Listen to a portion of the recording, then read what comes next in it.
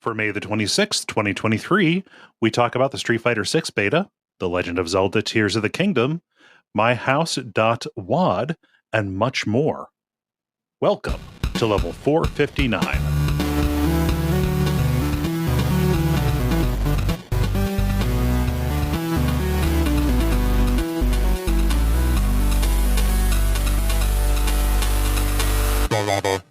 My name is Kole Ross.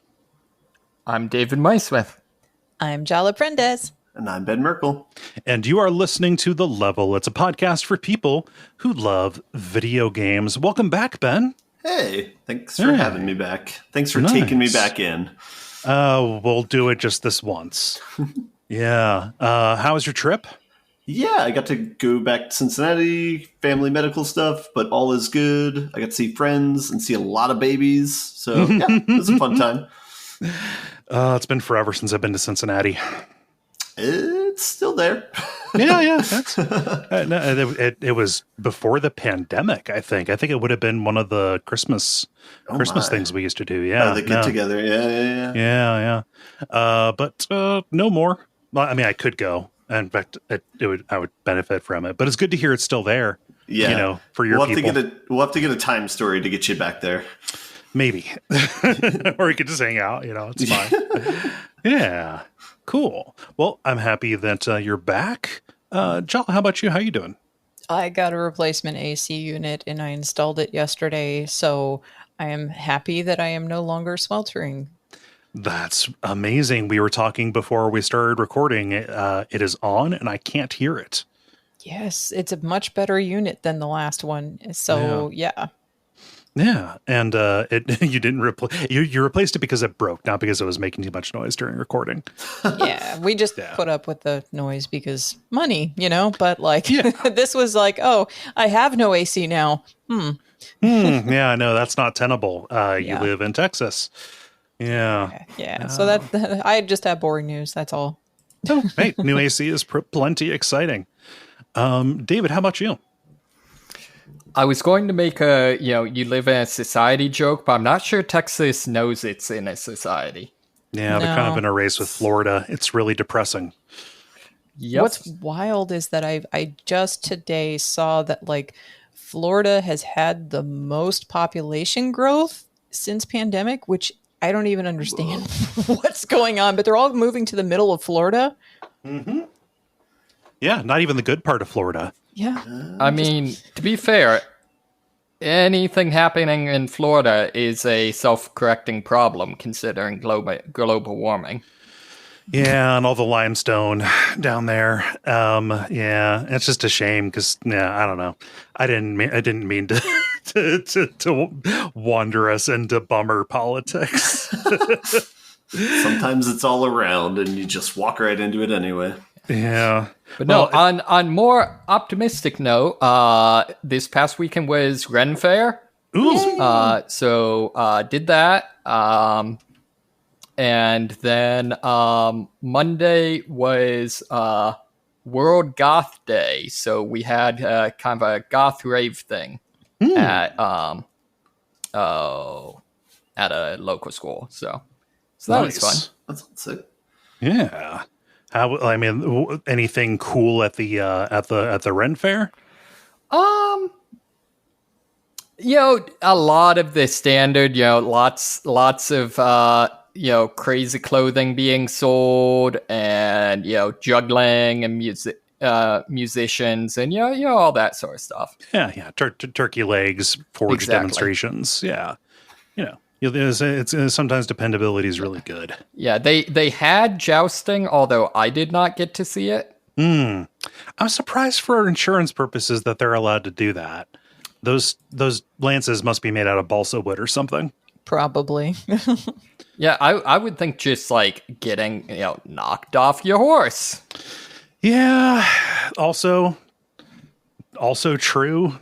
Yeah, I don't know. I'm sure there's an article or YouTube about how that works because people die. It's it used to be death by horse misadventure was the primary way people went about 50 years ago. Oh yeah, equestrianism is the I think the most dangerous mainstream sport. More so than like UFC, like mixed martial arts kind of stuff? So I don't... Actually, yeah, probably. It's highest risk of traumatic brain injury. So significantly higher, or I don't know, significantly higher than boxing. And MMA has lower traumatic brain injury than boxing because, you're allowed doing things other than punch people in the face. Yeah. So I suppose that's... Oh, go ahead. This totally reframes how I see dressage. Oh, yeah. I mean, horses are just a massive plot to kill us. Like... Yeah, no. I suppose like with horse stuff, it's not about like chronic long time risk. It's more you're gambling on a far more severe acute risk. Yep. Yeah. Huh. I mean, some people think they're cute. I think nothing they're funny looking. about being trampled by horses. No, that's kind of a fucked up thing for me to say. I apologize. I think in practice, the jousting's like professional wrestling, though. I'm sure there's a lot of safety in place, but yeah, the jousting is not like hardcore or realistic. In any Ren Fair I've ever been to. and they've got that little metal circle that hangs over the heart, so that's probably fine. If you're willing to pay for it, there's somebody who will insure it. So, and for me, I joined the YMCA last week to do YMCA. I think that somebody tackles you if you sing that on the premises. No, to do workouts and stuff, and barring Sunday, I've been every day since last Monday. Yeah, nice, so over a week. So that's good. And on Sunday I went and took a nice walk at there's a new nature trail at a wetlands preserve nearby. So went and walked that and was just, it branches at a couple of points, and the choices that I made led me to a steep hill that went under the highway. There was a bridge. And so I was like, all right, well, I'm going to go. That's obviously a trail.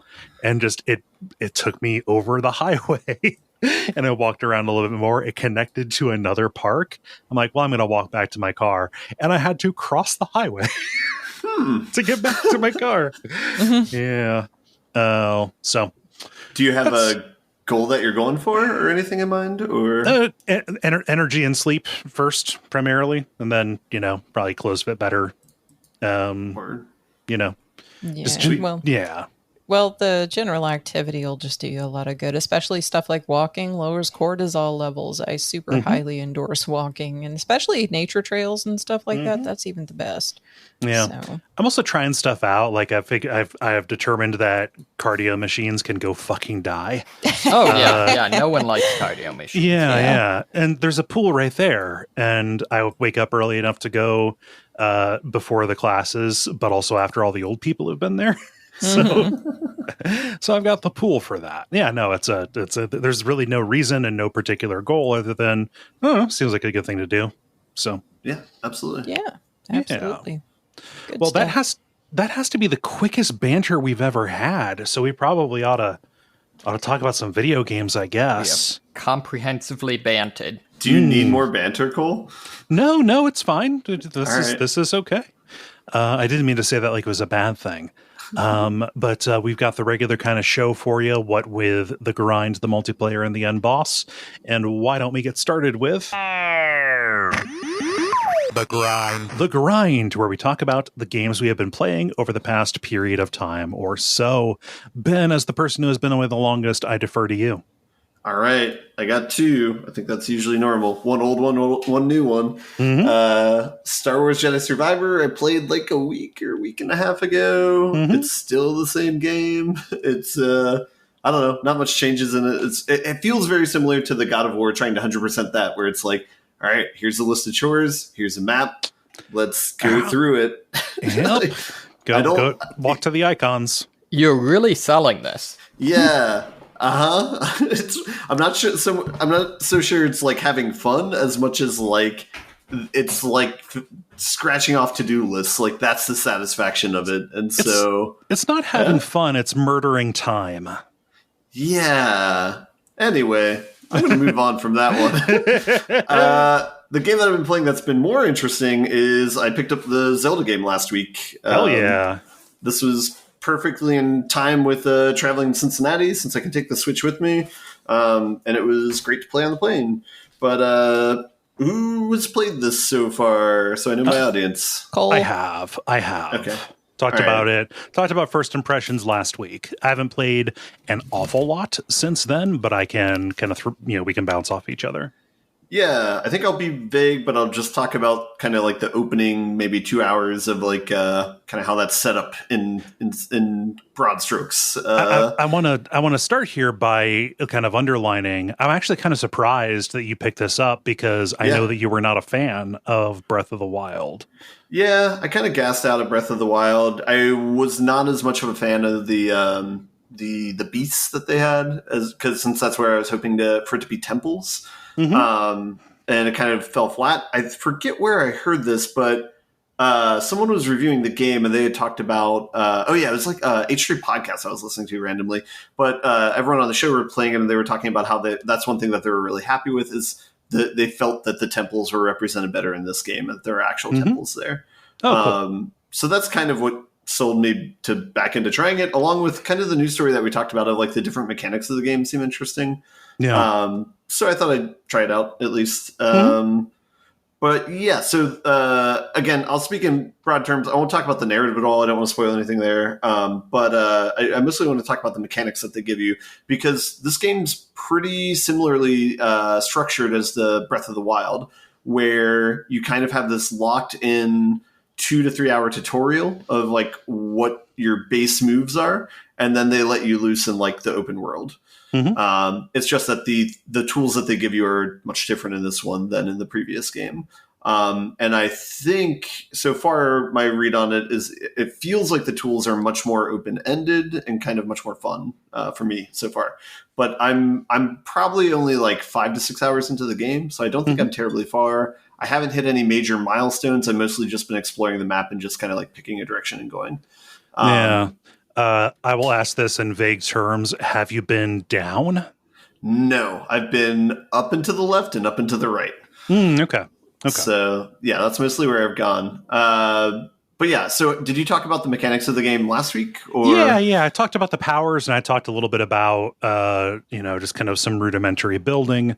I'm getting a little bit more kind of used to its building interface. Like the controls in this game, I think, are very un-Nintendo-like in how complex they are. Okay. And I'm finding it very easy to kind of do stupid stuff by accident. Like throwing your weapon away? Yeah, throwing my weapon away, or, just super gluing the wrong thing onto the wrong spot. Trying to move something around and accidentally dislodging the thing that I'm holding. Gotcha. Just stuff like that. It feels a little ungainly. Yeah, that's an interesting choice that they have, where if you like want to unstick something, you jiggle the controller back and forth on what you're hovering, and then hopefully it unsticks correctly. Honestly, that sounds like the most Nintendo control I've ever heard. Jiggling, yeah, it's like you go left to right with the joystick back and forth, and after a few seconds it detaches, but it very much feels like a gesture and not like a do this and this happens sort of thing. I mean, that's kind of their thing. Ill-advised gesture-based inputs. Yeah. So I'm not even talking about the gestures. Like that's kind of a minor example of it. It's just more like hold this while you're doing this, and you've got to go into a menu and decide to hold all of these limes and walk up. Yes. Yeah. The cooking's the same as it was in the previous game, right? That wasn't my favorite thing about the previous game. Yeah, either. For sure. I had to relearn what the controls were for that, but yeah, and it's very unintuitive. They don't tutorialize the cooking that much. But yeah, you need to go into your item menu, press X, and Link will have like a holding pose, and then you just add a bunch of shit for him to hold, and it's up to 5, and then you have to stand near a pot, and then you can drop everything and cook in a pot if you want to. The alternative is if you just have an open fire, you can just drop stuff around the fire, it'll catch on fire, and then they'll cook that way. If you that'll cook individual items, but it won't do the mixing to. Correct. Yeah. Can you use your sword to make shish kebabs? Probably. That's one thing that would be awesome. So that's one thing that's much different in this one. Is one of the powers is that you can combine your weapon with just random shit that's around. So like you can take a sword and you can put a wood stick on the end of it, and now you have like a double sword that you can hit people with at range. or you can have a spear and you can add a rock to the end of it, and now you got a rock spear. Yeah. It's just like, and it gets cooler than that. Like there's like, you can build like flamethrower type things. You can get these cool wands and stuff like that just from beating other people. That's kind of the hook that I'm there for, is kind of like playing around with the open-endedness and seeing what I can do.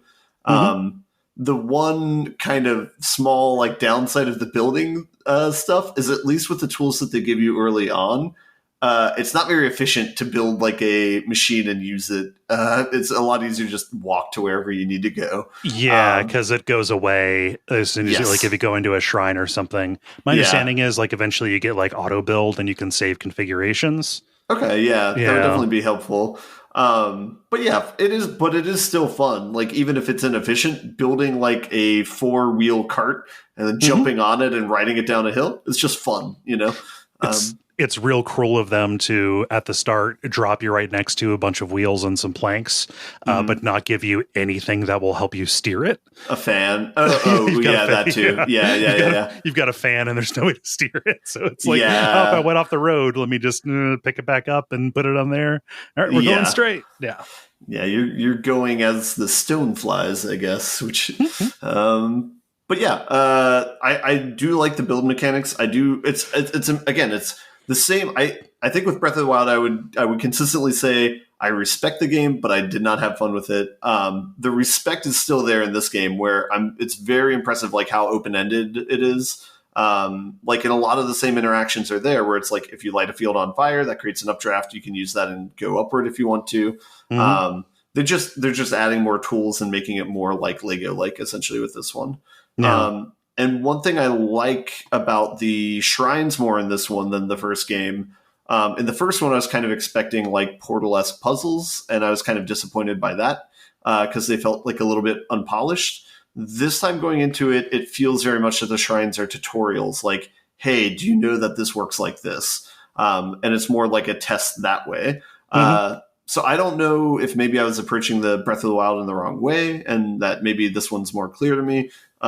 But it feels more forgiving, I guess, this time, where maybe I'm not expecting as much from the puzzles. That said, I'm still hoping that there are actual factual dungeons, in the game that challenge you this in the way that the previous like Zelda games did. Yeah, I couldn't say because I haven't been pursuing the main quest at all. Yeah, like I've got the places I could go, but in reality, that just serves as, hey, don't go here if you want to. Don't go here unless you want a bunch of story stuff to start. Gotcha. Yeah. So again, without spoiling too much, once you kind of get out of the tutorial land, you're basically given like 4 points of interest you can go to. I've gone to 2 of them. One of them is too cold and one of them is too hot. And there's a way to get past the too hot one, but it costs money. And I don't know a way yet to get past the cold one beyond like cooking like food or whatever. Yeah. But that's not a like long-term solution. So, so that's kind of where I'm at in the progress of the game. But again, I'm pretty impressed by it. I think it seems like there's like this feels so much better comparing it to like Jedi Survivor, where it's like there's I know, right? That's maybe an unfair comparison, but like they're both like going for a similar feeling of like this open world exploring type of thing. But with Jedi Survivor, it feels like you're doing a checklist and there's not much, variation in the things you're exploring. Like it's just like, oh, I'm doing a moveset and B moveset. Whereas like in Breath of the Wild, there's so much more discovery in the same way of like Subnautica, where it's like there's a lot of bespoke areas that kind of give you like the thrill of discovery when you find them. Like you notice like, oh, hey, this looks like rock that I can explode through on the side of this mountain. Let me do that. Oh, sweet. There's a cave in here. Oh, that has this in it. That's awesome. Things like that are really well done in this game. And the fact that it just rewards like exploration is really nice. Yeah. What are the towns and cities in this? I have found a couple, but there didn't seem to be an abundance of things to do. They still have the horse areas every once in a while where you can like save your horse. I tamed one horse, but I didn't save it, so I'm still a horseless man. Yeah. So does it have many NPCs? Yeah, I'd say so. I mean, it feels similar to Breath of the Wild and how it's distributed, where there's a lot of like weird goblin enemies that you kind of run into if you're going around on the field. But then there's a lot of like towns where there's like centralized NPCs that you can talk to. Yeah, and they'll send you out on like little mini quests and stuff like that. Like, nobody has anything particularly interesting to say, but I don't know. Can you name a Zelda game where that's been true in the past?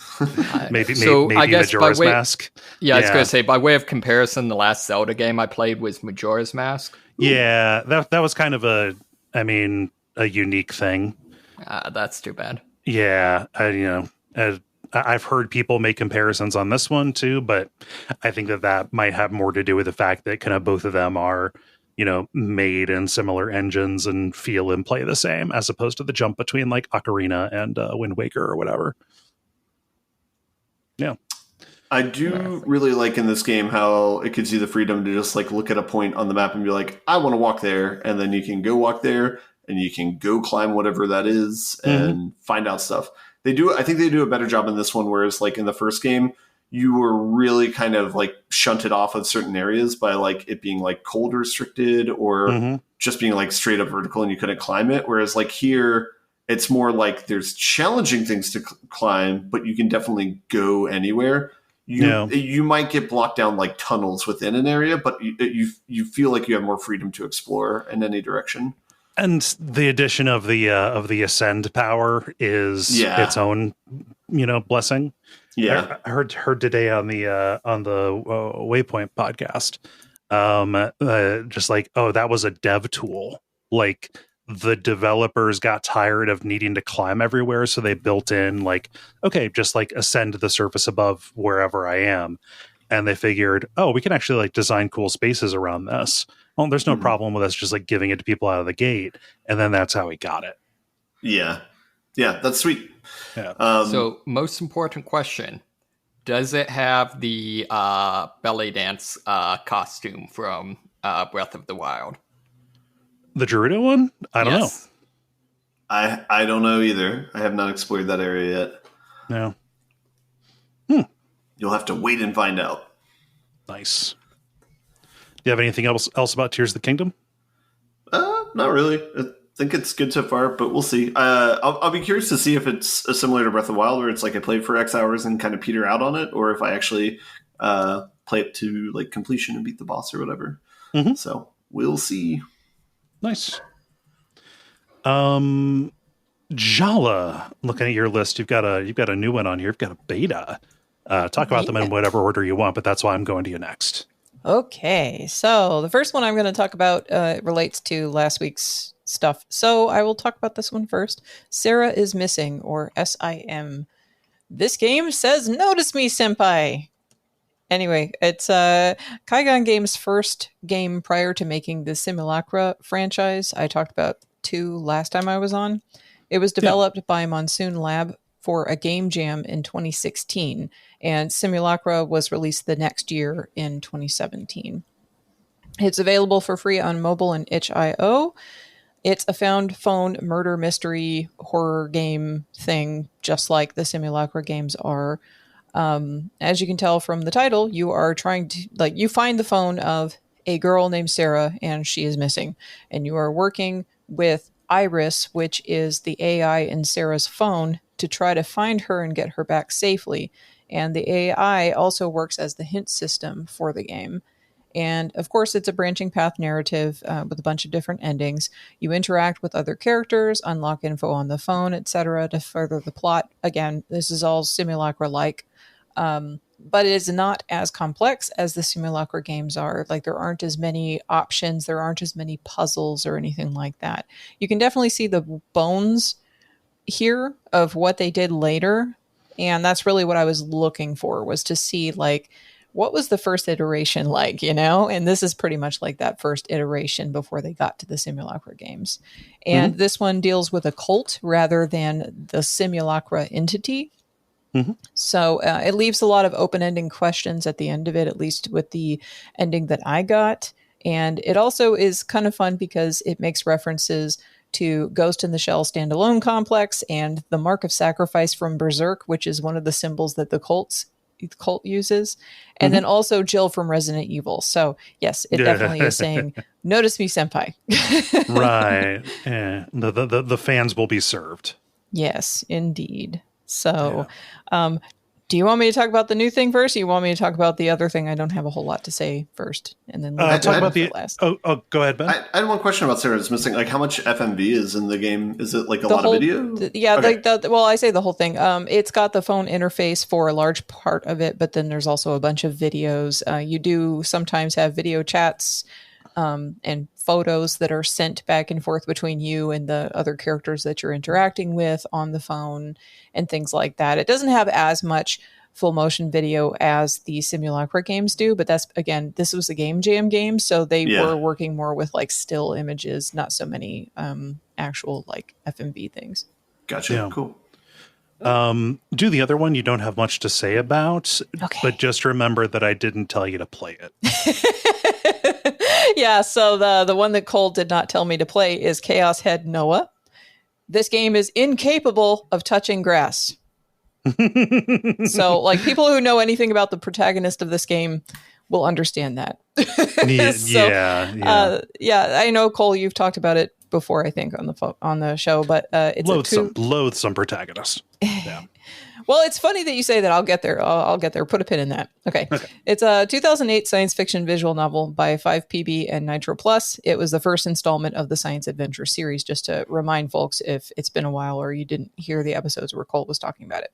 Same series as Steins Gate. Yeah. Yes. Okay. And this game follows Takumi Nishijo, who gets involved in the new gen serial murder case, and he frequently experiences delusions and hallucinations, some of which the player can influence, which affects the progression of the story. And I didn't even realize there was a delusion trigger mechanism that you can change. Like for the first, until 4/5 of the game. Yeah. I didn't even realize until I was like 1.5 chapters in, because I Googled how many chapters are in this game. And then I saw a spoiler-free walkthrough. And then I just looked at the beginning to see what it says about like how to play.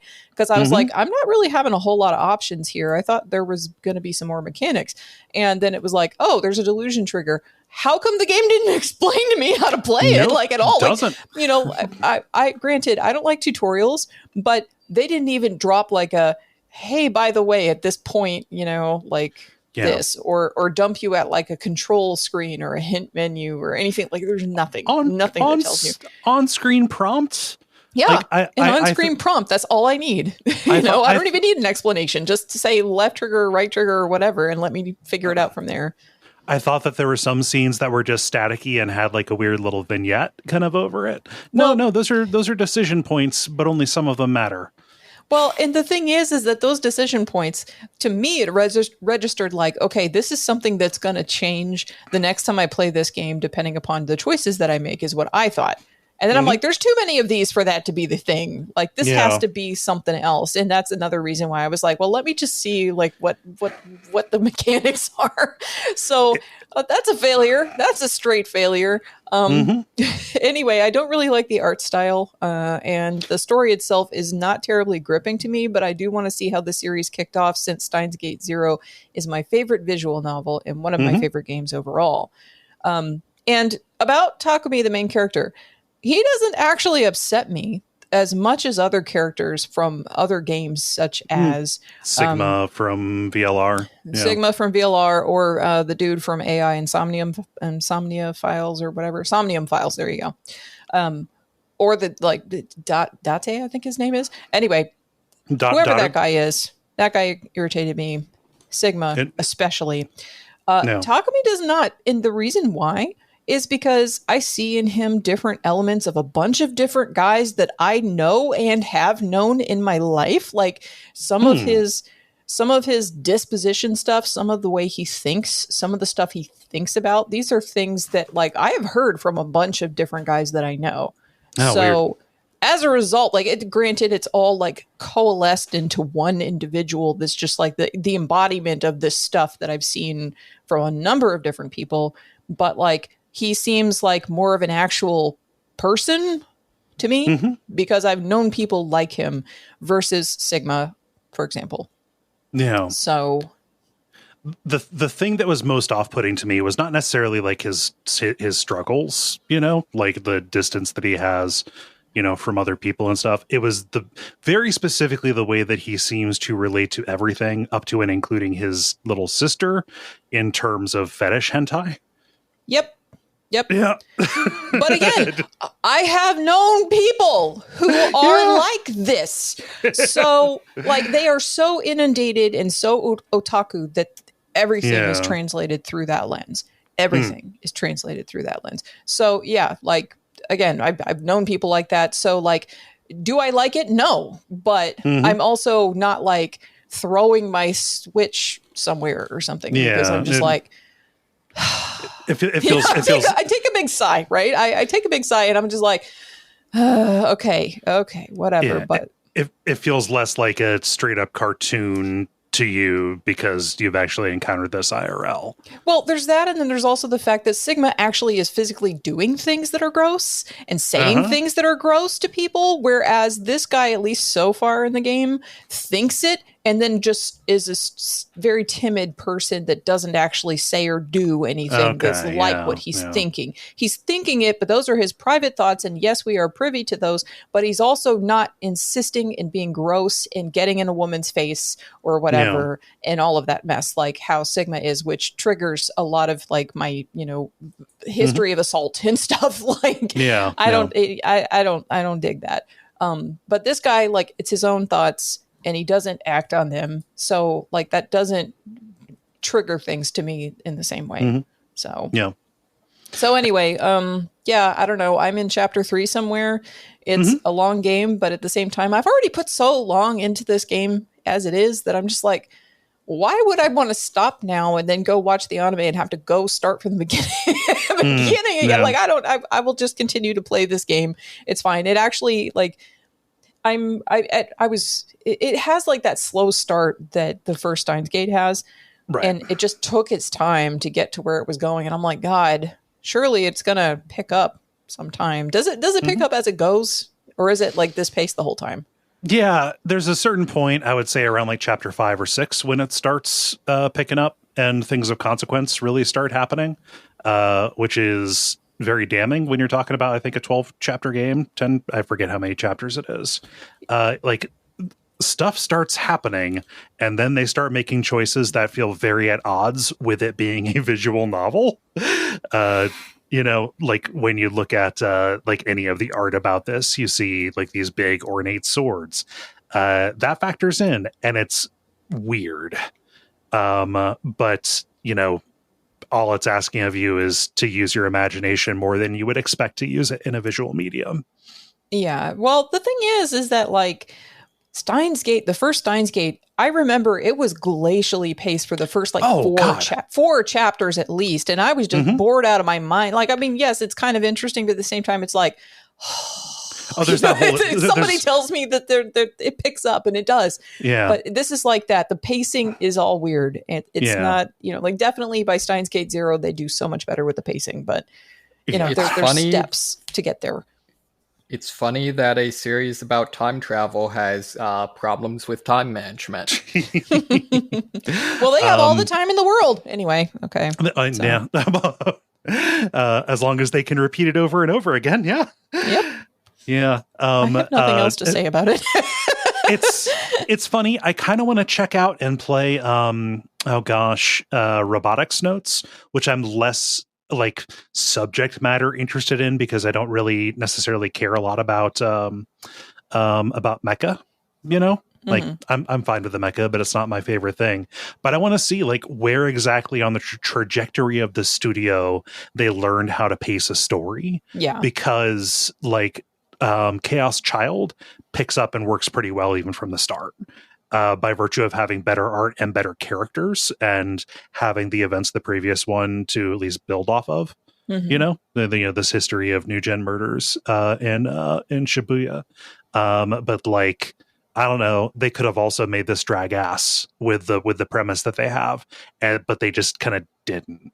So like, I don't know. Basically, what I want is enough data points to to know if I would be foolish to be hopeful for something like anonymous code or, whatever they're coming up with next. Right. Mm-hmm. Yeah. And it's kind of like I played Sarah's Missing, which is, again, like a kind of prequel / beginning to Kaigon Games Studio and to their Simulacra work, which I like. So, this is kind of like the installment of the show where I am just like mostly examining, for 2 out of 3 are just examining the roots of something, right? Yeah. And just getting that kind of history. Mm-hmm. What happens when you examine the future of something? Steins Gate 0. Oh, sorry. I thought you were alley-ooping me for my own alley-oop towards talking about Street Fighter 6. Yeah, I guess so. I can do that too. I was presumptuous. Did you have other things to say about Chaos Head, Noah? I don't have. No, I really don't. I have nothing else to say about that. Yeah. Like I'm not mad at it. It's slow. I don't really care about any of the characters, but I'm just curious to see how things work. And I'm glad I know now that there is actually like a mechanism for me to do stuff at the end. Mm-hmm. Yeah. So Fez is cool. I like her. Yeah. So Street Fighter 6, I played the beta this last weekend. So it was available from May 19th through the 21st. And so to use a Dave Jacksonism, this game fucks. Yep. So, is that a good thing? Yes. In this context, this is meant to be a good thing. So a thing earlier today that was said was, Metal Gear Rising Revengeance or whatever, it still fucks. And I was like, yeah. See, normally I expect that from from like a hentai game. Yeah, but... no. Although I say this fucks all the time. Okay, well, then I don't know if it was original to him or if it was a Koleism that he picked up. No, it's not original. But still, tell me where this guy is, and I'm going to fight him. No, he's the best. No, okay. Anyway, you're going to fight him on Street Fighter 6. Yeah, right. Okay, so it is going to be released on June 2. The open beta, as I said, was May 19th through the 21st. The info that I'm sharing about this game is a mixture of what I learned from playing the beta for a little bit, and also what I looked at when I was Googling around online, because I didn't have tons and tons of time to play, but I did play a little bit. Mm-hmm. So you have like the character creation, and that character creation is pretty in depth. You can create your character with whatever body you want and select your identity as male, female, or just human, just to simplify things. And it is extremely detailed. You can change so many different things. And people have told me about some of the wild looking characters that have come out the other side of this creation thing. But like there are a lot of details you can put in there. Like I made a character that looked like me because I'm, just like that. I just make the character that looks like me and in most games. But I was able to put like moles on my body and things like that to the detail of that caliber where you're putting that. You can put little tattoos, you can put all different kinds of stuff and age your face and all different kinds of like just minute details you can adjust. So it's pretty neat. They had the character creation, ranked matches, casual matches, battle hub matches, open tournaments, training mode, hub goods shop, extreme battles, game center, challenges, DJ booth, photo spot, a lot of different stuff to do. Jeez, I thought Dragon Ball FighterZ had too much going on. Oh, there's a lot to do. And they are kind of taking from that because they have that battle hub thing going on where you have your little character that pops up in like an area where there's other players hanging out, and then you can sit at arcade cabinets with them and play against them or whatever. So during the beta, you could play Luke, Jamie, Ryu, Chun-Li, Guile, Kimberly, Juri, or Ken. So they didn't have all of the characters available, but you could play a few. I played a little bit with Kimberly, who is the new Black American character that was created using the input from Black Capcom workers as well as a Black consultant that they hired wisely so that they do not have like these caricatures, because Street Fighter's been known for a long time for those caricatures. This game, from all the artwork and stuff that I've seen, really is trying to undo all of that and not do these ridiculous characters, but actually make them more solid, grounded, and like realistic. So without actually being hyper realistic, like they are very stylized looking characters. The characters look kind of like Fortnite's to me, at least in stills. And I don't know how I feel about that. Like, how is it in motion? It looks really good. Like the game has some really good graphics to it. It's nice and smooth. It's fun to play. And, like just the overall feel of all the stages and all of the artwork in general and everything is just focused on like street art, street culture, all the way that all the characters are dressed are more like that. The soundtrack is more hip hop. So this is stuff that like works for me because, like I come from a hip hop background. So I'm like, oh, this is all very cool. I really dig this aesthetic. And even the the ring commentators, like the most of the options that they have are on the more casual and energetic side. Mm-hmm. Mm-hmm. Yeah. Yeah, my understanding. Yeah, I have heard that the commentators get really repetitive after a while when you're playing, though. So, you probably, you want to try it a little bit, see how that's like, and go, okay, enough of that, and turn it back off again, probably. Mm-hmm. But at least they did try to make it feel like esports, right?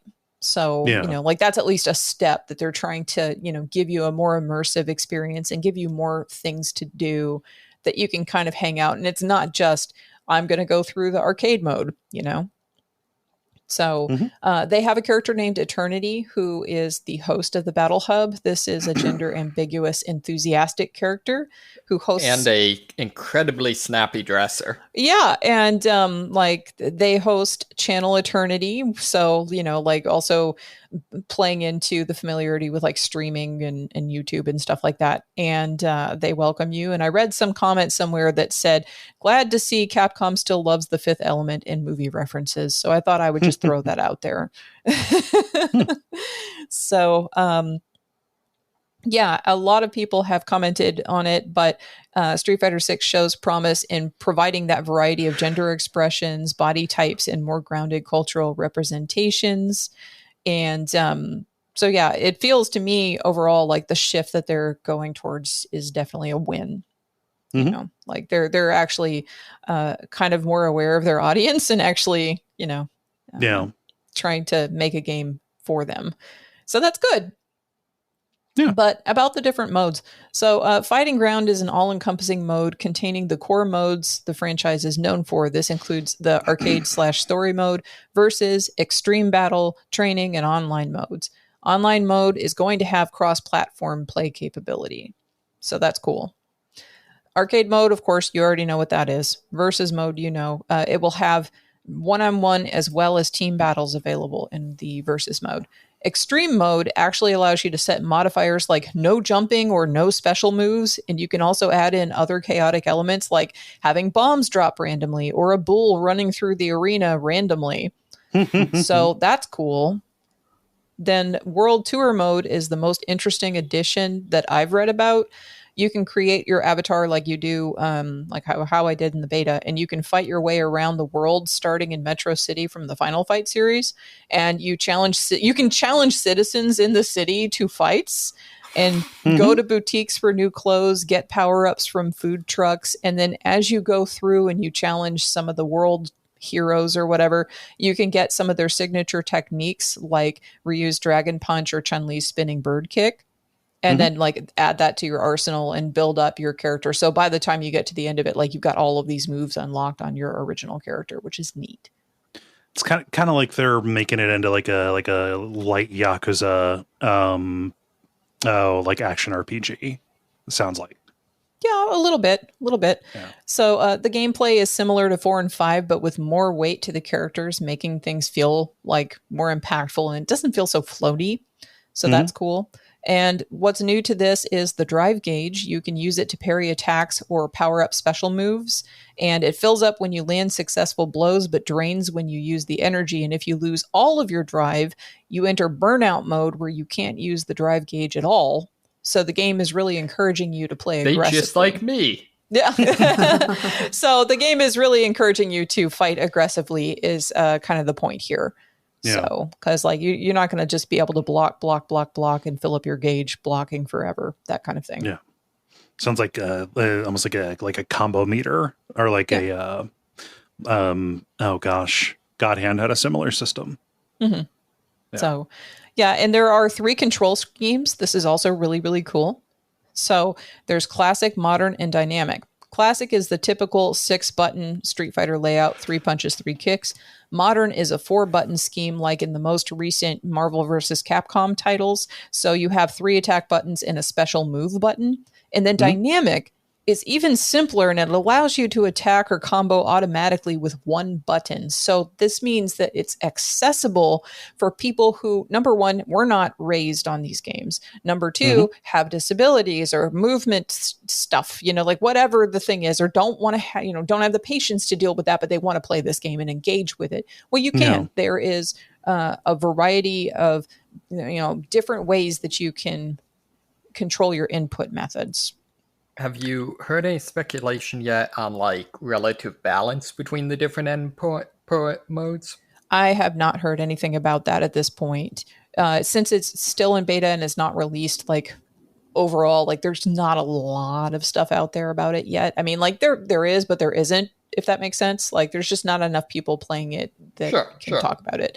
But I do know that you can switch control schemes at any time. So if like you are in the middle of a battle and you're like, oh, why did I pick this control scheme? You don't have to like exit out and come back in or anything. You can just switch it.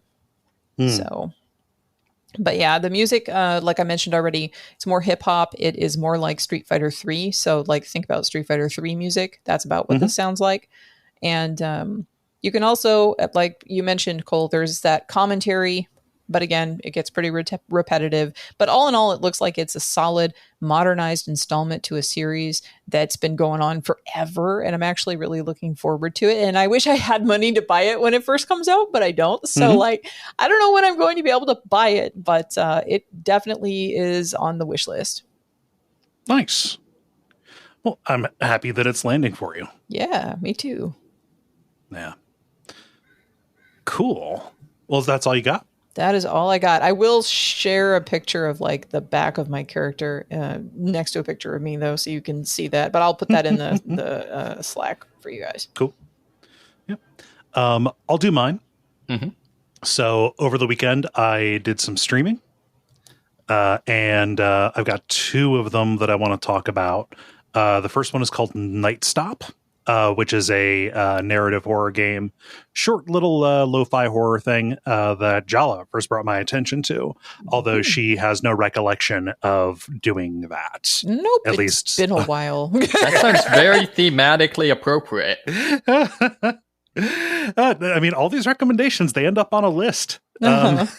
Yeah. It's like a 20-minute little thing. You're a guy driving through the Midwest when you come upon, you're going to your hometown, but you come upon a gas station that didn't used to be there. And you go in and nobody's in it, but you do find a VHS tape that shows horrible things happening, and you play the, what's on the tape. And then there's a section after you play it. Because it's 20 minutes, it's very difficult to talk about it in a way that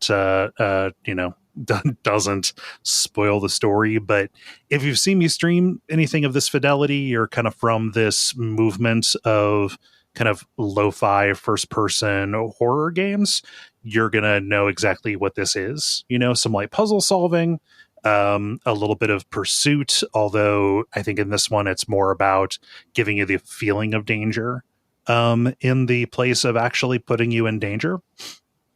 Yeah, it's pretty good. There's some really cool fucked up imagery that you get to see, not just from a gore standpoint, but like from a surreality standpoint, which is what I want.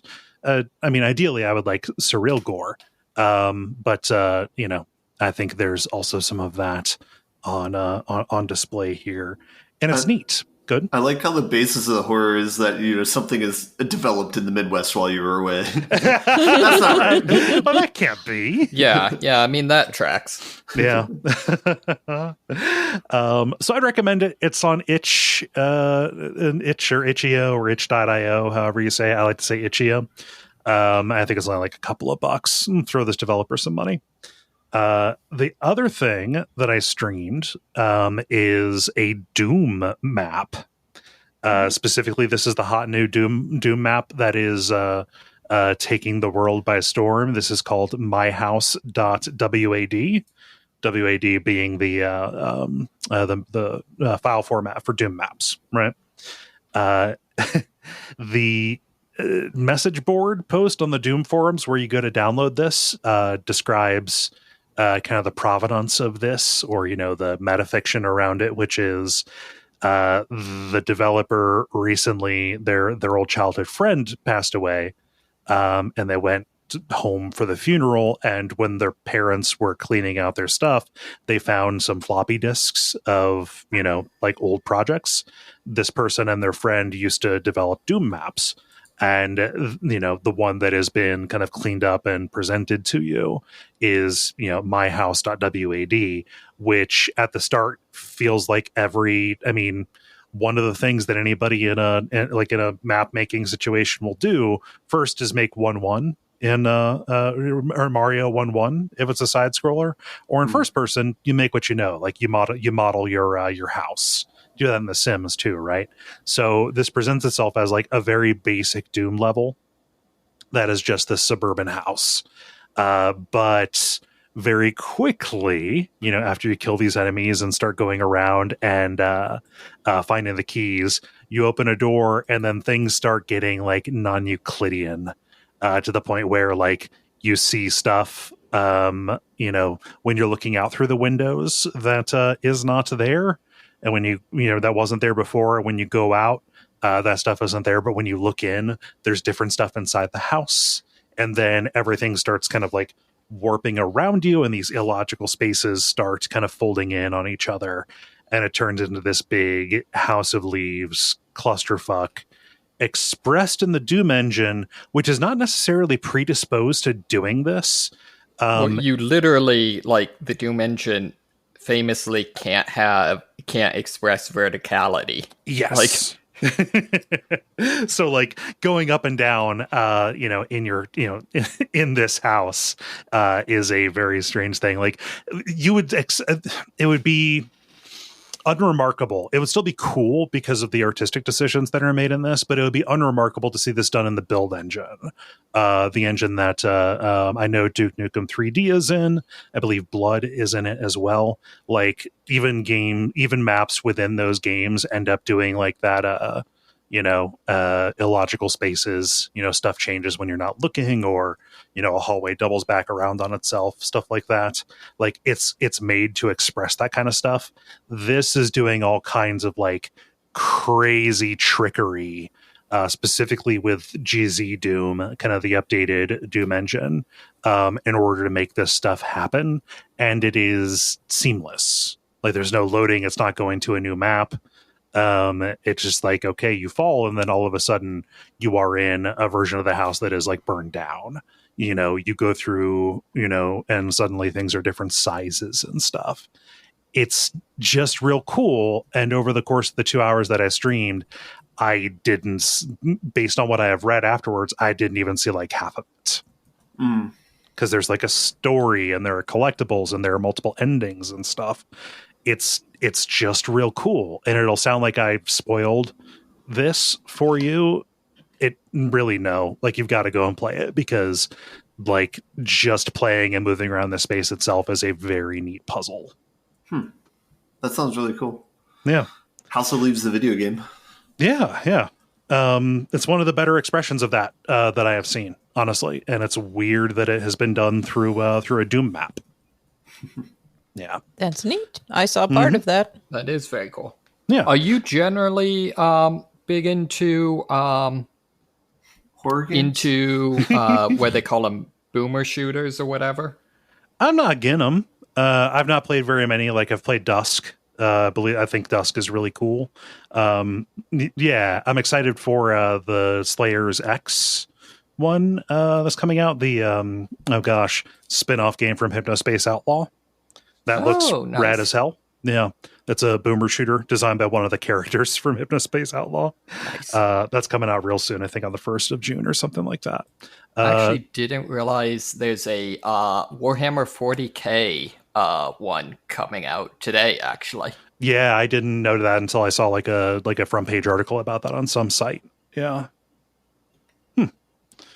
The other thing that I have been doing, because I'm trying to get a little bit more active, I wanted to run a little experiment and check and see if drumming was as strenuous as I remembered. And now that I have like I've had an Apple Watch for a long time, but now that I'm using the fitness tracking, just kind of see like what that amounts to from like a heart rate and calorie burn kind of point of view. So I pulled out my Rock Band drum kit with the pro cymbals and stuff like that, and fired up Rock Band 4 and bought a whole bunch of DLC, just songs that had been released either that I didn't pick up before or came out after Rock Band 3. There's just a whole bunch of DLC I wasn't even following that it released, and went back in, and I can comfortably say this is still one of my favorite kinds of games, and I want them to come back. I know why they can't, just because of like inventory space and stuff like that, costs, plastic, all that stuff. But man, is drumming really, really, really fun. And so in the move from Rock Band 3 to Rock Band 4, they got rid of a bunch of the pro stuff. So like Rock Band 3 had the keyboards, whole other instrument you could play.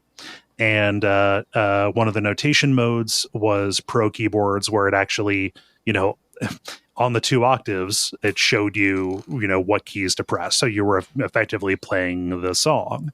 They also had pro guitar.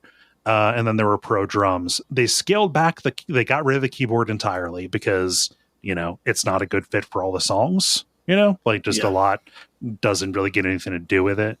The pro guitar was kind of a boondoggle, like you had to have a very special controller or an adapter. It didn't really work. It only worked if you had Rocksmith for some reason. Yeah, Rocksmith kind of picked that up and ran with it and did a much better job. But the pro drums, they had that tracking data anyway because they used it to rig the animations. So like they've got the expert level track and every single hit is charted there. So it kind of doesn't matter if how they display it or choose to register it. A cymbal hit is already, in the system as a cymbal hit versus a tom hit or a snare hit kind of deal. So they kept the pro drums, and that is, I'm surprised that I haven't lost as much, skill in the move, in the many, many years since I played it. I basically fell out of the habit of doing the drumming once I started living in a series of upstairs apartments. But now that I live in a house and there's nothing below me but firm concrete, fuck it, man. I'm gonna pound away on this thing. So I've been very happy to know that, like, I have to kind of hang around and like hard on the easier songs and medium on the harder songs, but like I've got I've kind of still got playing drum in this game, and from the point of view of the workout kind of thing, like playing for an hour keeps my heart rate like very firmly in the like light, kind of like a lighter cardio. Like I don't know what zone it is or something. But like it keeps it like very firmly in that range. And it's like, well, that won't always be the case if I continue getting fitter. But for right now, like I cannot think of a more fun way to just kind of keep moving, So it's kind of working on all fronts. So here I am bringing this very, very old game to the show, basically to let you know that peripheral based rhythm games still fuck. And also Just Dance does too. I need to play more of that. It's hard for me to get the retail area, like in the living room. Yeah. So rhythm games, they're fun. Mm-hmm. Yeah.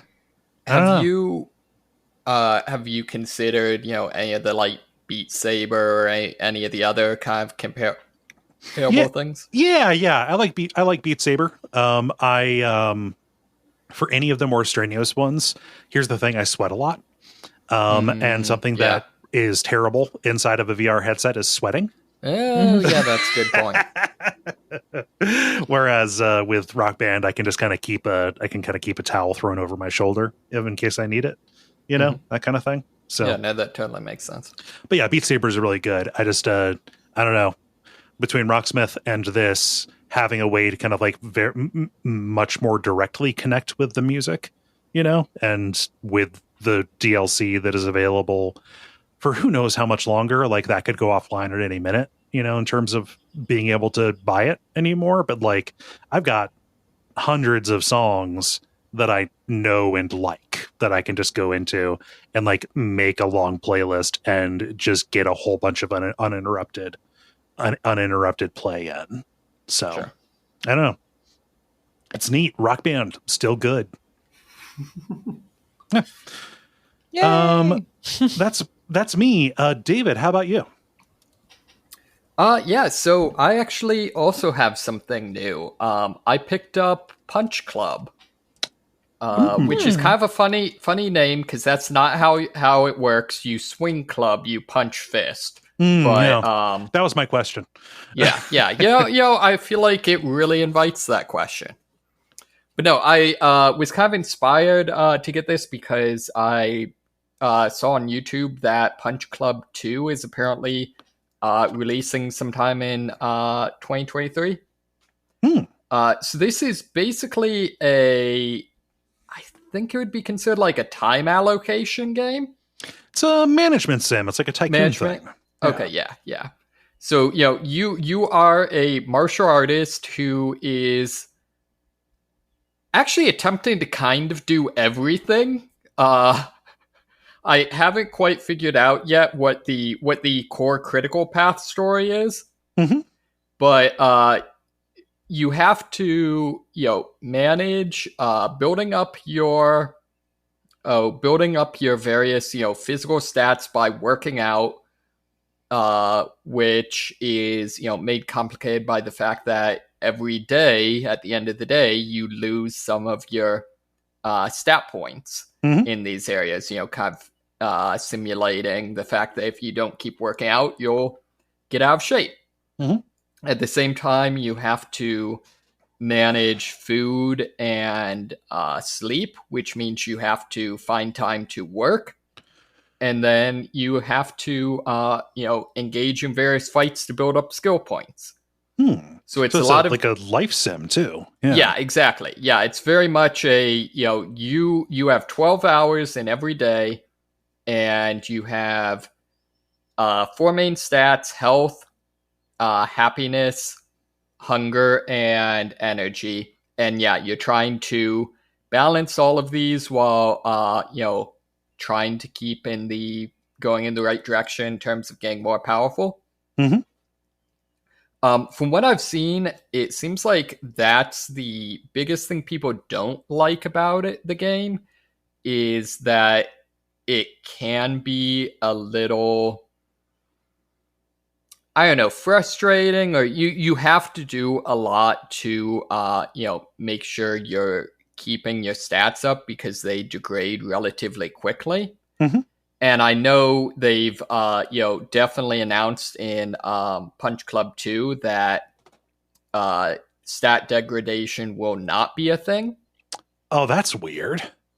Yeah, so I don't know how they're going to balance it, but it does seem like they've kind of realized that people don't like that and are, going to build around that.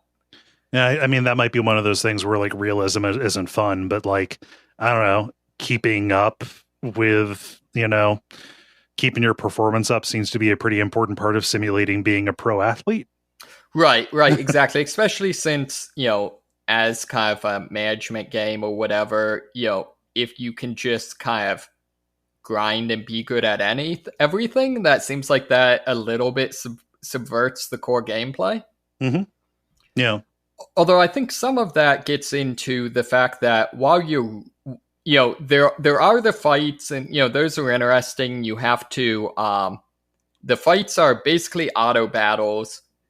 You can slot up to 5 skills And one of the big mechanics you're playing around is every attack uses energy. So you have to make sure to balance, using the most powerful skills you can while also, not just burning through all your energy. It's very funny that they give you this beautiful beat 'em up art style and put you in fight situations, and then it's not a fighter. That is very funny to me. Not that I want it to be a fighter. It's just I can. It's not what you would expect. Yeah. But the real reason you're there is just the completely bonkers storyline. So it's got a branching tree path, story tree that you can, look up at any time to see what you've done and what you still have to do. Mm-hmm. But I do know that eventually there are decisions that are like, the story either goes this way or this way. But it seems like for the most part, it's more just different areas you can explore. Mm-hmm. So, so far I've got the actual championship that I'm trying to work my way up towards in order to, become a contender. I've also though got, underground, no rules fights. I met, what's his name? Tyler from Fight Club, and, can join that. I work for a pizza delivery company. However, if I buy a too spicy of a pizza, I start hallucinating and get sent to deliver a baby pizza to a random sewer, where I then get jumped by a Teenage Mutant Ninja alligator. Well, yeah. What'd you expect to happen? Yeah, as you do. I also, anytime if you're carrying a lot of cash, then when you're traveling between areas, there's a chance that you get mugged and, basically get forced into an unexpected fight. Mm-hmm. And after winning a couple of those, my character got fed up with it and became a masked vigilante. Okay. So basically what I'm saying here is the game goes approximately everywhere and, references just about any, say, 70s to, aughts, fighting, movie or franchise. Mm-hmm. And that's to say nothing of just the weird, Easter eggs. So just the owner of the pizza shop is Steven Seagal's character from Siege. Under Siege. Please Under Siege, right. Get the titles of movies starring horrible monsters right. As you do. You're working under siege. Yes. And, outside of the convenience store, there's two people that look a great deal like Jay and Silent Bob. Mm-hmm. Interesting. Just basically everything is random, beautiful pixel art, homages to pop culture. Mm-hmm. This game is like the uncertainty principle. Like the closer you observe it, the less like a boxing game it is. Yeah. Oh yeah. Yeah. Got nothing to do with boxing. So yeah, it is interesting so far. I'm really enjoying it. I have no idea where it's actually going. It's the trailer for the next game. It apparently starts where this one leaves off, except it also establishes that you appear to be trapped inside some sort of computer simulation at the start of the next game. I mean, did you see all the crazy stuff? There are Teenage Mutant Ninja alligators, for God's sake. I mean, that just seems plausible. I mean, what else would they be doing? Yeah. So yeah, I had no idea. And this is the people who made Graveyard Keeper, which makes the references make a lot of sense. Okay. Is that also kind of a similar? Yeah, it's pretty cheeky about that stuff. Yeah. Nice. Yeah. Great Graveyard Keeper is the game that gave us the communist donkey, who hauls stuff and talks about the coming revolution. Yeah. Man, if only real world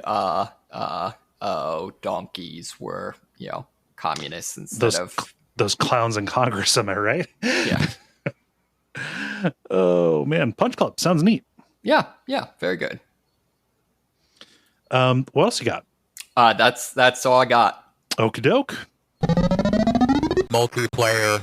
Now it is time for the multiplayer, where we ask you a question and you answer it.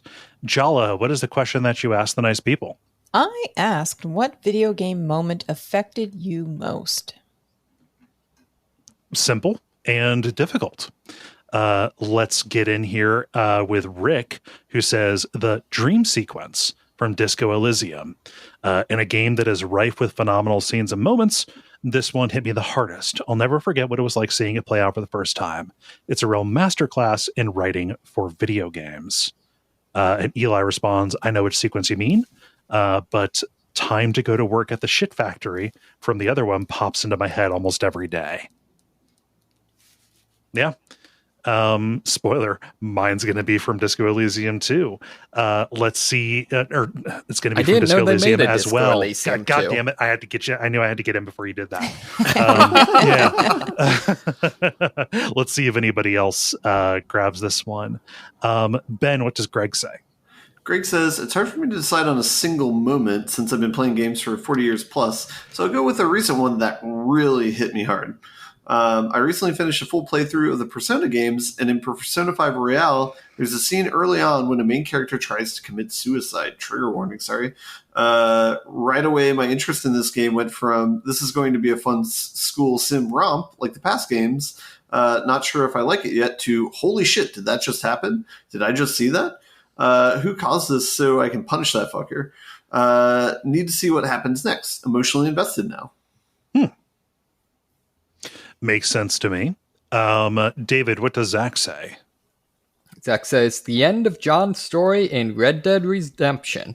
The culmination of everything he went through, only to get stabbed in the back, but still determined to go down swinging. Yeah. Whole back part of that game. Nice. Jala, what does Sean say? Sean says, playing the indie game Arise, A Simple Story has multiple moments that hit me harder than any other game has. You play through memories that are often whimsical and fantastical takes on the most prominent moments of the protagonist's life and tell the bittersweet story of the relationship he had with his partner. It's absolutely beautiful yet heartbreaking too, and one moment that I won't spoil had me a sobbing mess. One of us has played this, right?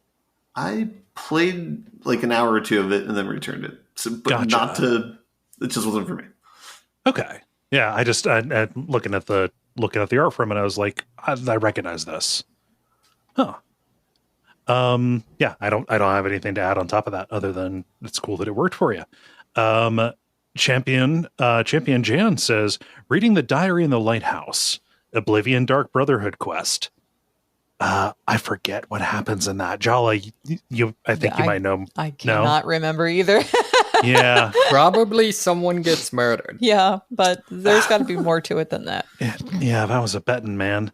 Yeah. And no recollection. Sorry. Let's see. David, did I skip you, Jala? No, I didn't. Okay. David, what does Callum say? Callum says, there's a moment in the first Valkyria Chronicles game that did. The game's tone is part anime tropes, part introspective about the effects of war. It's a weird mix. With that, there is a death that really got me in the story. Still haven't played those. I know Dennis has. Dennis has played and talked about those because that was a PS3 one. Mm-hmm. Yeah. Let's see. Ben, what does Peter say? Peter says, might be a bit more on the immersive side of gaming, but probably my most impactful moment from a video game was the first time I released a Pokemon in Pokemon Red Blue. I was maybe 9 and I had no idea what I was doing, and I released my Squirtle. Oh, no. Yeah. I was devastated when I realized what had happened. So began my obsession with collecting things, and probably never been able to let go of things. Note that I said things, so yeah, this is an impact not only in my video games and playstyle, but also in my personal life. Smiling sweat emoji. You could have just turned it off. It doesn't autosave. Just send that message back. We'll get the Steins Gate machine for you. They were a 9-year-old. Yeah. Oh, no, the closest thing that I have is like losing to that as a kid is losing save data, and having my brother taunt me and threaten to delete my save data. Yeah, that sucks. Yeah. Can I share some video game trauma if we're doing that? Yes. I don't think I've mentioned this on the podcast before, but I bought Mission Impossible for N64, and apparently my brother I'm so sorry. Well, okay. Yeah, full stop. My brother wanted to buy it and play it, and so I had played up until like the last level, and then I went to bed, and my brother beat the game while I was asleep. And so I woke up the next morning and like the game had been beaten. So I had to go back and like figure out, and that's very sad. Man. Anyway. Yeah, that's a bummer. Let's see. Jala, what does Gwen say? Gwen says, I don't think there's a single video game moment that got me as much as the subversive would you kindly death scene in BioShock. It made me question the idea of objectives in controlling a video game character as a metaphor and that thought has been carried in my head for 15 years. It took my entire childhood of video game fun and made me instinctually reevaluate why I did anything at all. Yeah. Yeah. Nothing to add there. Meanwhile, when I played that game for the first time, and I played it way after it was extant, I played it and I didn't trust that guy from the beginning. I didn't at all from the beginning. So I was like, I knew. Bogey time. It's one of those things where it's hard not to take for granted what that in particular did. You know, like obviously it wasn't the first game to do something like that, even from that developer, really. But like because that was so noteworthy and groundbreaking, I think it feels like that just kind of came with the house as furniture or something. Yeah. But no, there was a time when that was wild and adventurous. Oh yeah, absolutely. Like I that's why I prefaced the rest of my sentence with I played it way late. So, don't take that as like, oh yeah, I was in the time and I was in the know, and I played it way after the fact. But it is definitely a big important point in video games for sure. It is always amazing to me the degree to which, like, if a video game community decides that something should not be spoiled, how effective they actually often are in not spoiling it for most people. Yeah. Like, probably the dumbest I can think of is the 343 Guilty Spark from the original Halo. Oh, yeah. Which is like, yeah, that's a pretty dumb one to like still have this weird kind of omerta around, like, and we don't talk about it. Right, exactly. Yeah.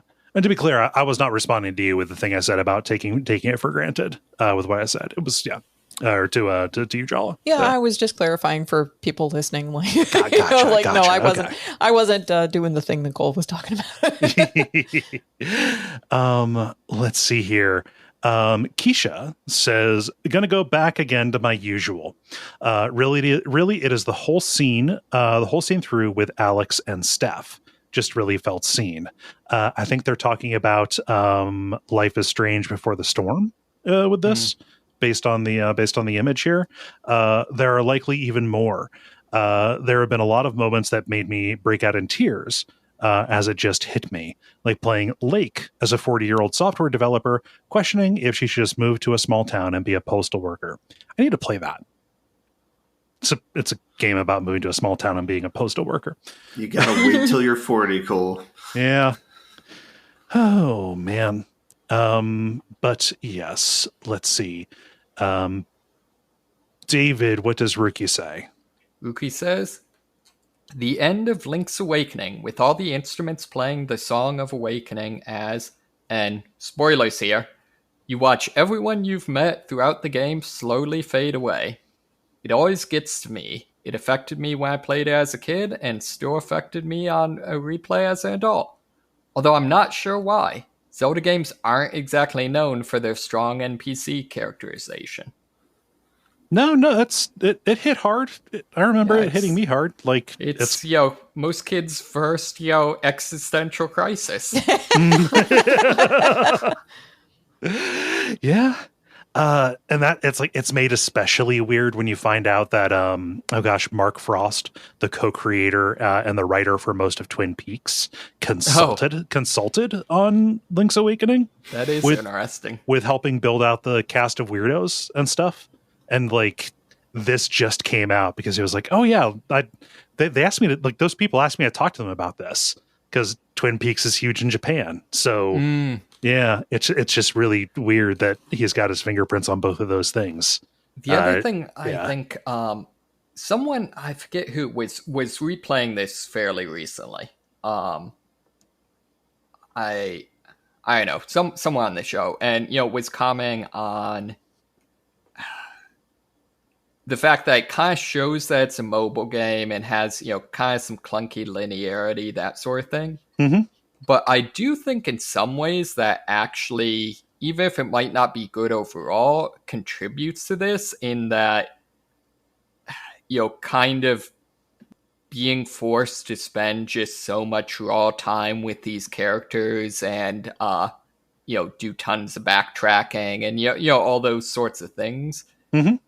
At least for me, Link's Awakening kind of has a much stronger sort of sense of place compared to most Zelda games. Oh, absolutely. I think also by virtue of having a smaller world too. Mm-hmm. Yeah. That helps it out at the very least. Let's see here. Ben, what does Dave say? Dave says, it's hard to grab one when I suddenly have to think of one. So I'll just say the endings before and after credits in Soma left me absolutely shook. Yeah. I still think it should have been a coin flip. I will go to my grave saying that. Oh man, but it is impactful. Jala, what does Random Sum say? Random Sum says probably Eris in Final Fantasy VII was a good age for that to hit.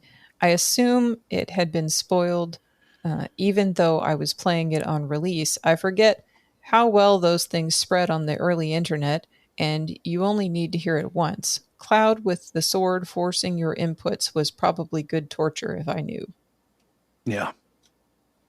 No, I mean, again, we're probably about the same age or thereabouts. That fucked me up.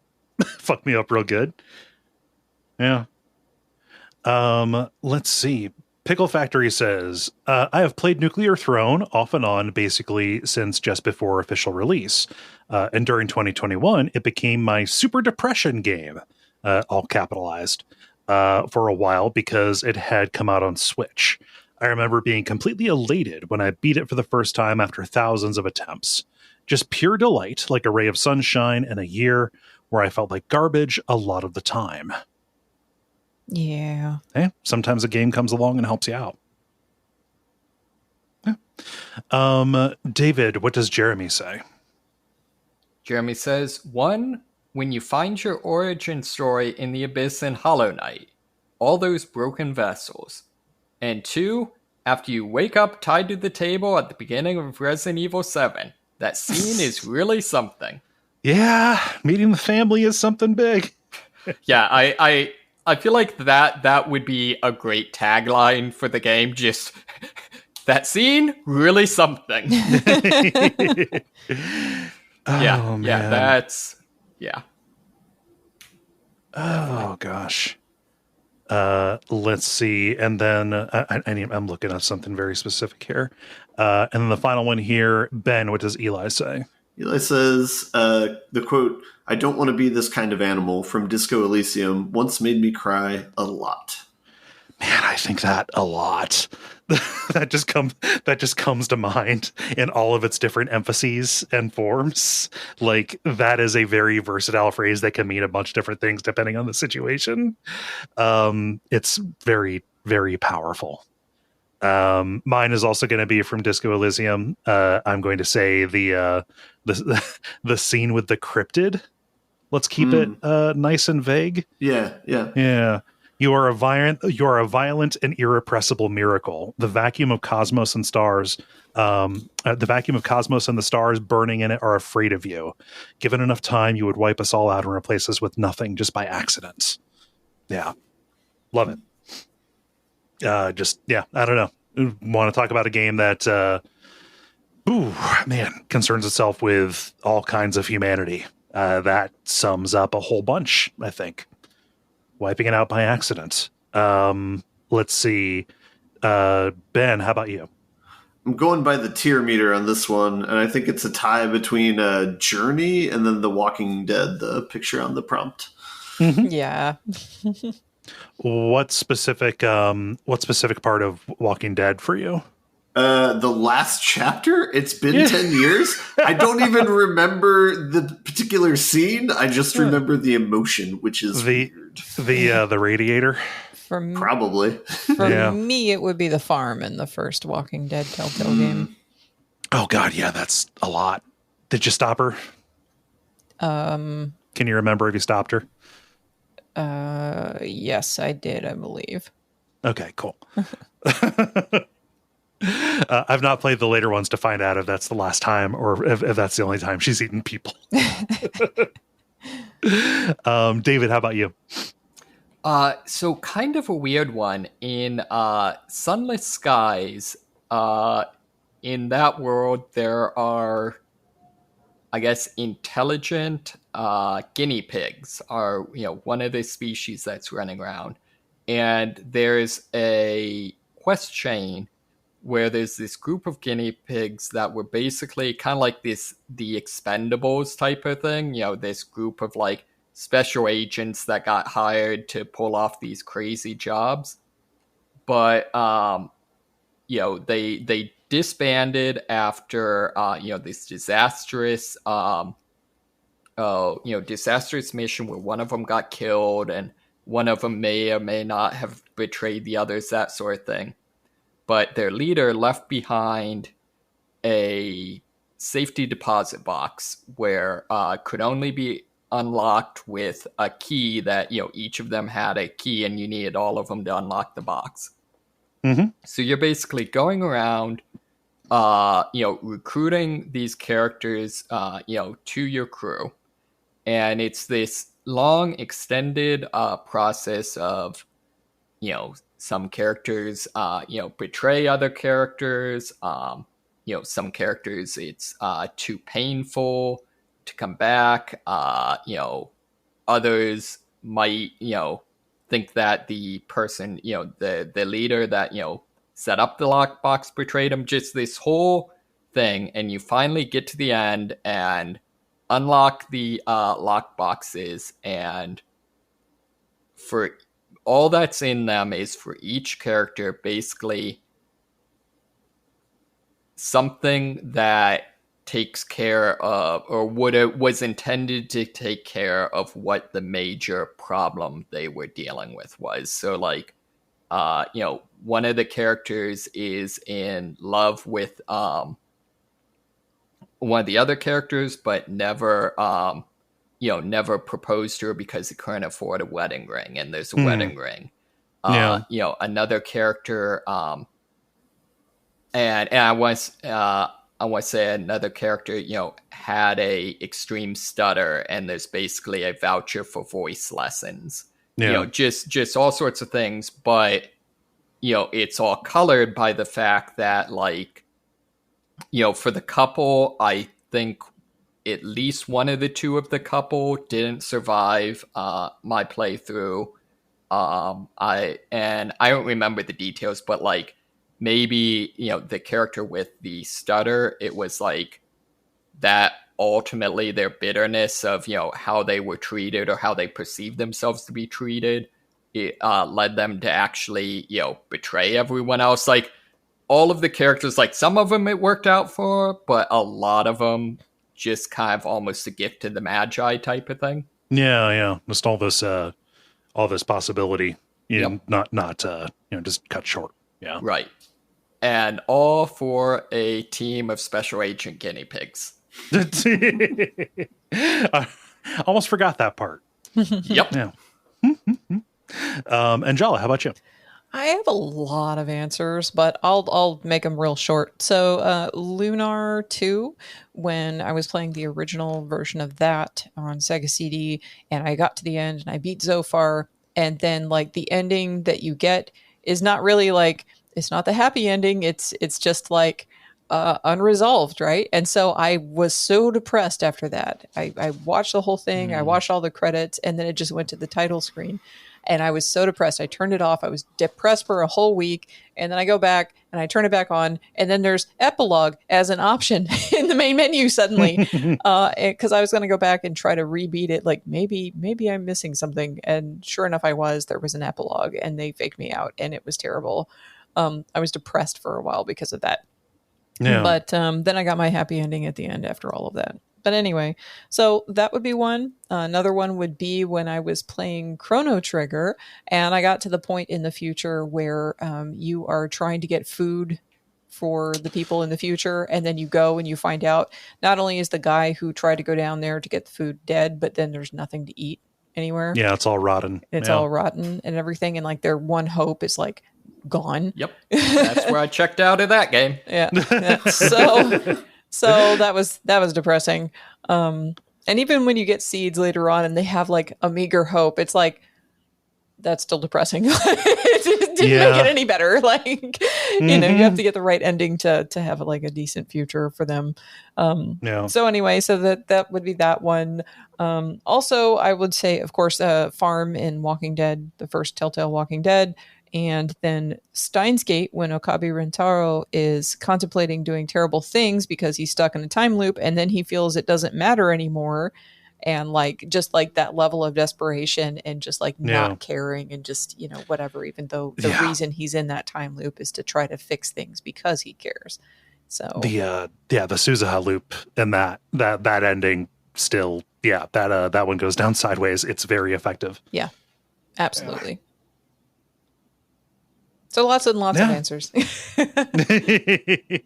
No, it's good. And I'm happy we got through that without like directly spoiling a whole bunch of stuff. Yeah. Treat that like a shopping list, everybody. Remember how last week I couldn't think of an answer for what feature I would like to see taken out of games? Yes. Mm-hmm. Or I had thought of an answer but forgotten it? Yes. Here's what it is. Squeezing through. Like go on. Every game since like Uncharted would disguise loading times by having you squeeze through a narrow passage. Yeah. Eventually they stopped needing to do that, but it became such a hallmark for like 4 years of like, this is a next gen game, like, oh, if they're squeezing through something, that means this is good. That games still will do it to you. I thought about it because when I was talking about, Night Stop, that horror game that I was talking about earlier, that has some squeezing through sections used for horror effect. But I was like, there's no loading time for this. Why are they doing this? What are you doing?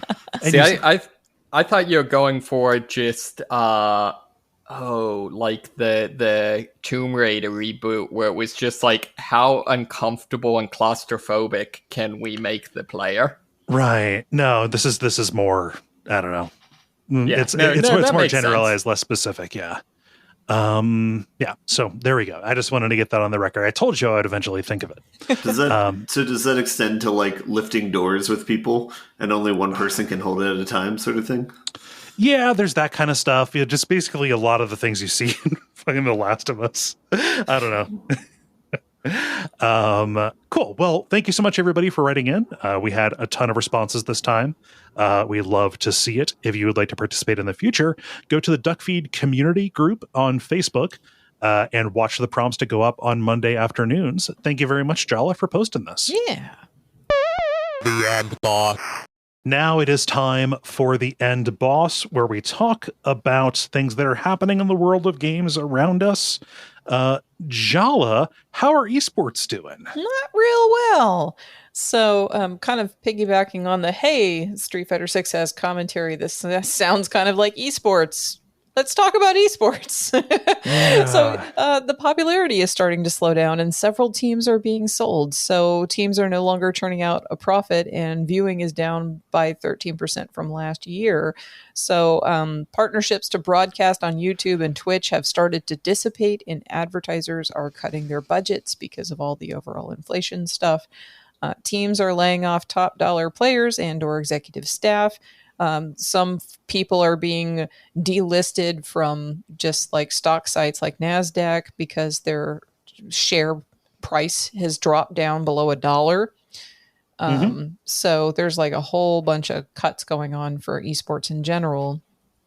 And TSM, one of the most valuable esports organizations, said that they're selling their slot in the League Championship Series, which is a blow akin to a marquee franchise leaving the NBA or NFL. Yeah. So Riot Games, who made League of Legends and built up esports around it, is owned by Tencent, which is the big Chinese company. So even though the league around the title has long since been losing money, it still helps Riot drive interest in the game. But this puts Riot at odds with the owners of esports teams who paid at least $10 million for a slot in the league, and they were promised that they'd eventually turn a profit. And so Riot's president of esports said, what we're selling is the dream, the long-term future of esports, except that's not really panning out, especially in the current economic situation. If investors are angry at you, the last thing you want to say is we are selling the dream. Yeah. So that's what they got going on right there. So it's a little business management tip. Yeah. I mean, it in a sense, it always kind of seemed a little bit like a bubble. Yeah. You know, and like the feeling that I got, you know, I was never really going to be interested in it. But the question that I had was like, all right, so football's the game and there are like different rules based on, you know, if it's NFC or AFC. Same thing with, you know, the Major League Baseball. You know, the different divisions have slightly different, you know, different rules and things like that. But it's still fundamentally the same game. How do you build a league around, say, Overwatch when a company like Blizzard can fuck up Overwatch 2 so badly that it causes the entire community for that to dry up? Right? Like, how do you say like, oh, we are the blank league? There's no like representative. It's just like there's it's too fragmented, I think. You just keep playing the same game over and over again. That's why Smash Brothers still works for Melee. Yeah, I also feel like, I don't know, maybe there's the, you know, I've heard the argument that, you know, one of the good things about sponsorships in sports is that they tend to, you know, encourage at least semi, you know, pro-social behavior. So, you know, maybe it's time for the, you know, sponsors to start taking, you know, Blizzard to task. I mean, they might be. I don't know how many sponsors pulled out of things related once they started doing bad labor practices. There's got to be a certain amount of like corporate class solidarity between them, but also, yeah, I don't know. It's just it's a big unanswered question, and this is not surprising, but it sucks for anybody who, you know, thought they were going to make a living off of this, or even like paid money to go to a program to like learn how to do it. You know, like thought that, yeah, it sucks that pool's drying up if people were counting on it. Yeah. Yeah. Bummer. I'm going to go to my story, which is less of a bummer. This is the new Amnesia game, Amnesia the Bunker. Was originally going to be coming out here this week, I think. It was supposed to be out today, but it has been delayed to June 6th. This is partly to remind folks that a new Amnesia game is coming out. And that's pretty cool. But also to give a developer a pat on the back. Frictional basically saying, yeah, there were some really bad bugs, they were like super corner cases, like multiple rare crashes that are very difficult to identify and reproduce and thereby also fix. But they are holding it back to like make sure that they don't release it in a state where they know that it's broken, just kind of trying to count on people not finding those particular things, you know, and making it a problem. This is good behavior and it should be applauded. Yeah. You know, them saying everything's coming together so nicely. We have the gameplay, the art, the animations, everything is coming together, and we are really ready to ship this out to the world. So good on them. Absolutely. Yeah. Let's see. David, what's happening in Japan? Yeah, a guy in Japan was arrested for uploading a Let's Play of one of the Steins Gate games. Yeah, so it was argued apparently that since Steins Gate is a visual novel, that a Let's Play is equivalent to piracy, I guess. Yeah. That's basically, basically all there is to that. Just like, like, was he uploading videos of like the different choices where it's like you could click on the YouTube video and then it would take you to a video of the choice that you made or something like that? Because I could see that being closer to piracy. Yeah, I have no idea. Honestly, I don't know that I've ever actually played like a visual novel. Like, I don't know. Does it have to be Japanese to be considered a visual novel? No. It's not one of those things. Can't tell if that's a troll question or not. Yeah. Well, I mean, I've heard people argue that like in order to be anime, it has to be Japanese, like things like that. It has to come from the visual novel region of France. Yeah. So like I don't know, like would like Life is Strange be a visual novel, because that didn't really have gameplay. Cinematic adventure game. Which and I'm sorry, I am not trying to troll. I'm not trying to say they aren't different. I'm trying to say like I don't have enough background to know what the difference is. It's troublesome precedent, because this is effectively akin to saying uploading any part of a game without, I mean, I have to imagine, since this was a Let's Play, there was some kind of commentary that is, you know, they're going to be testing whether or not that is considered piracy. Because, like, I don't know, I don't see a lot of difference between uploading, you know, a playthrough of Steins Gate and what I did with, you know, Night Stop, right? Where I kind of played this linear experience where like I was moving around and stuff, but there's really only one way to see it. Or like even like YouTube, where it's like every ending of blank, you know, where it's uploading stuff without commentary, but it's still representing the ends of these games. This seems bad to me. And it would be really depressing if that was something that the developer or publisher of Steins Gate decided to do. Mm-hmm. Don't arrest people over games if you can help it. Yeah. Yep. Ben, you got a story? Yeah, I got one. It's a very short and innocuous story. They're making a neighborhood in Las Vegas. All the streets are Pokemon names. Yay! Thumbs up. I had particular interest in this since I used to live in that city. So I was curious of where the neighborhood was. It's on the east side. It's not far from like the brewery district, like / auto dealer district or whatever that's in the southeast part of the city. But yeah, this is more just, I thought it was funny because this is like how they're appealing to people of our generation now, where it's like, Pokemon, you guys like that, right? We're going to slap that on the street signs. Buy a house now. No. I live on number 1 Mewtwo Street, not number 2 Mew 1 Street. I'm getting that asshole's mail all the time.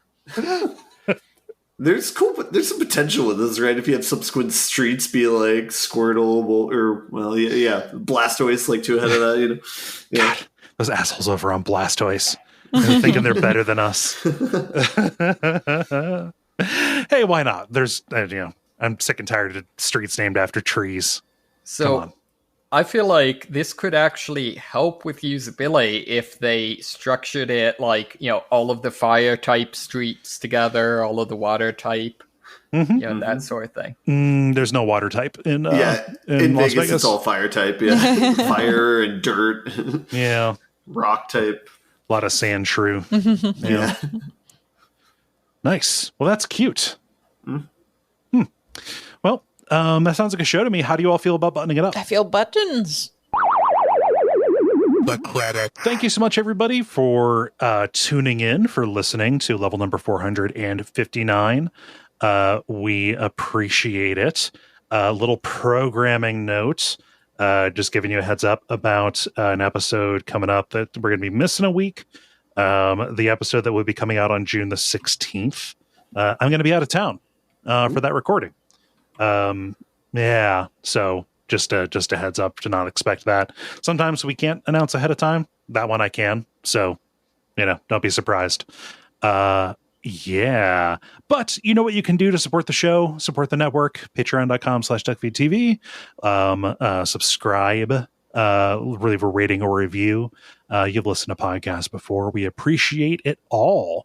Jala, what's going on in your world?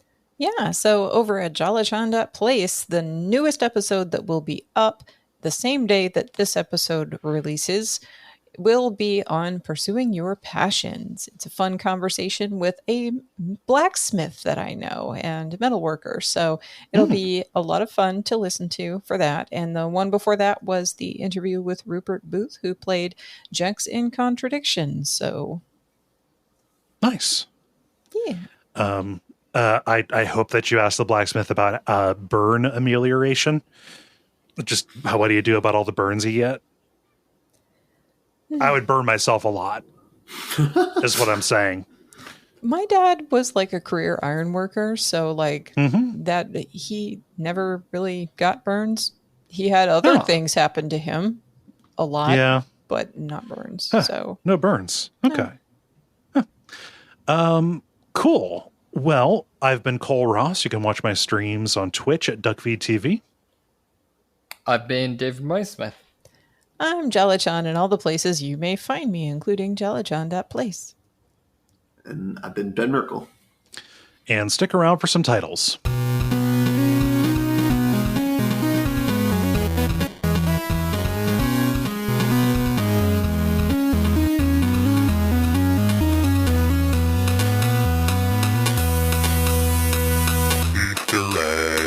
Wrote down a couple this week since I didn't have any last time. Yeah. Okay. Go ahead and read them off. Horses are a plot to kill us. All right. I mean, that's just a fact. Yeah. So Jala disconnected at the last minute. There was an internet problem. So I'll read her other one. Baby's first existential crisis. I have one, the visual novel region of France. On that, Ben, what you got? I did the thing where I created a title that I thought of in my head, and we'll see if it works. But I put Lemony Snicket's A Series of Upstairs Apartments. A series? Okay. And David, what you got? I had drumming is really fun. And of course I had still fuck. Oh, Jala's back. I think she's back. Oh, this is a disaster. Oh, hi, Hey, Jala. welcome. Jala, can you hear us? I didn't kick you. I heard the hum. I did hear her and she's gone. All right, so we're just gonna cut this out. I think by laughs it was horses are a plot to kill us. Yes. Yeah. Let's any problems going with that? I'm good with it. Ben? I mean, outside of the connection problems, there's no problems. Yeah. Yeah. Okay. And then it is. Oh wait, here she comes again. Oh boy. Oh, what? God, this, I feel so awkward about this because, like, I don't want Jala to not be consultant on this, and I also don't want her to think like, oh, they cut off the episode because I was inconvenient, or like I wasn't worth waiting around. I'm so insecure about this. Oh my God. Just be an asshole sometimes, Kole. Come on. Yeah, no, she's gone. So it is decided.